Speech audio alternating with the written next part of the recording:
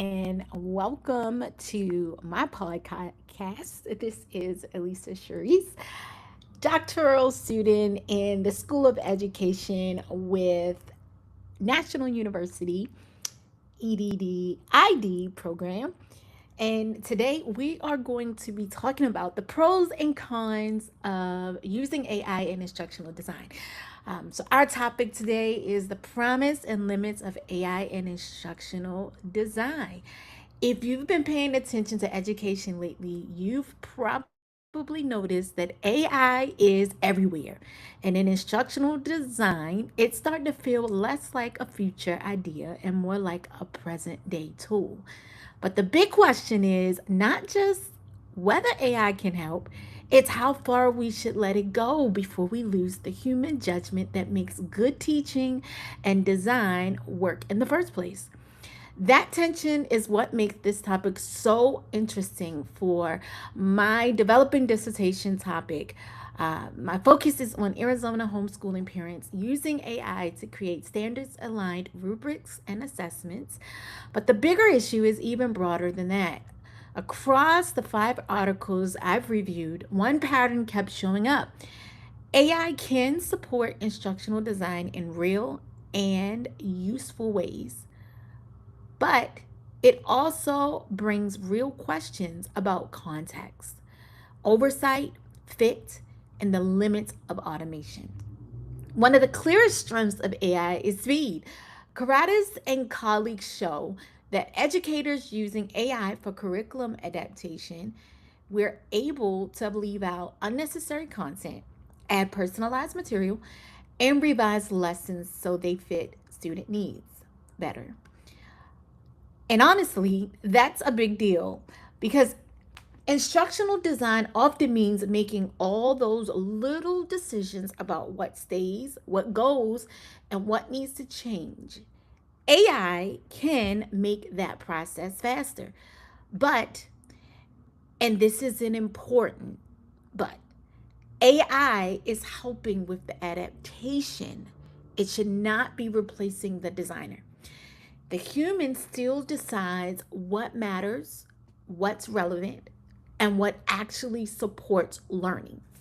That's the real value here.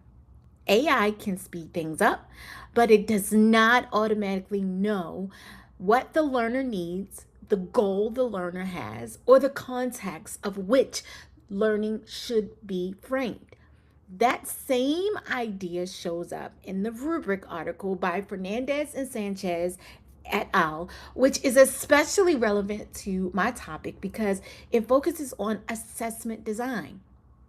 Fernandez and Sanchez study shows that AI can help create rubrics with better precision, better efficiency, and stronger alignment if the user gives detailed input and still reviews the results carefully. I talk about this in my proposed dissertation topic, development, using a backwards design framework or model, along with UDL, which we'll talk about later on in future episodes. So, again, AI is useful, but it is not magically intelligent on its own. It works best when the designer already knows what the assignment should measure and what standards it should reflect. And that leads to the homeschooling context we discussed earlier, which is where things get even more interesting. Aldeeb and colleagues show that homeschooling is not one single model. It changes depending on family needs, state rules, and learner differences.